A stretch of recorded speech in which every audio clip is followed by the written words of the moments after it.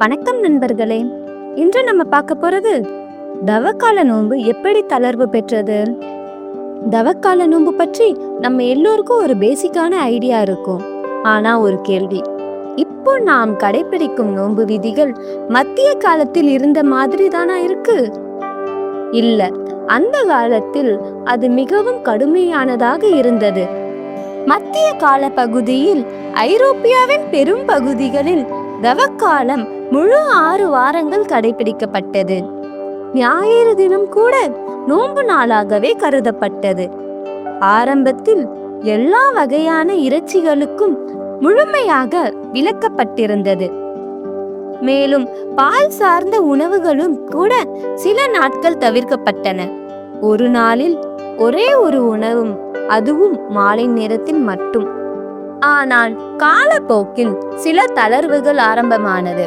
மாலை 3 மணிக்கு உணவு எடுத்துக்கொள்ள அனுமதி வழங்கப்பட்டது. பிறகு அது 2 மணியாக மாற்றப்பட்டது. இந்த நேர மாற்றம் மத்திய ஜெபம், 3 மணி ஜெபம், மாலை ஜெபம் ஆகியவற்றோடு நெருங்கிய தொடர்பு கொண்டிருந்தது. பின்னர் மத்திய ஜெபத்திற்கு பிறகு உணவை எடுத்துக்கொள்ளும் வழக்கம் சகிப்புடன் ஏற்றுக்கொள்ளப்பட்டது. அதாவது நோம்பின் விதி மீறப்படவில்லை என்று கருதப்பட்டது. மற்றொரு முக்கியமான தளர்வு மாலை நேர சிற்றுண்டி. துறவு மடங்களில் வேலை களைப்பின் காரணமாக சிறிய தளர்வு, நீர் அல்லது எளிய பானம் அனுமதிக்கப்பட்டது. பின்னர் சிறிய அளவு உணவு அல்லது ஊட்டமளிக்கும் பானமும் அனுமதிக்கப்பட்டது.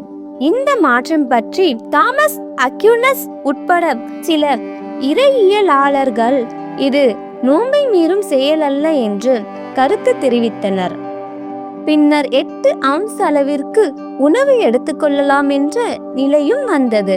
அதன் பின் காலை நேரத்தில் தேநீர் அல்லது காபியுடன் சிறிய பான் துண்டு எடுத்துக்கொள்ளும் வழக்கம் ஏற்றுக்கொள்ளப்பட்டது. ஆரம்பத்தில் முழுமையாக தடை செய்யப்பட்டிருந்த இறைச்சி முதலில் ஞாயிறு திங்கள் அனுமதி, பின்னர் வாரத்தில் 1 நாள், 2 நாள், 3, 4, 5 நாட்கள் இவ்வாறு படிப்படியாக அனுமதி விரிவடைந்தது.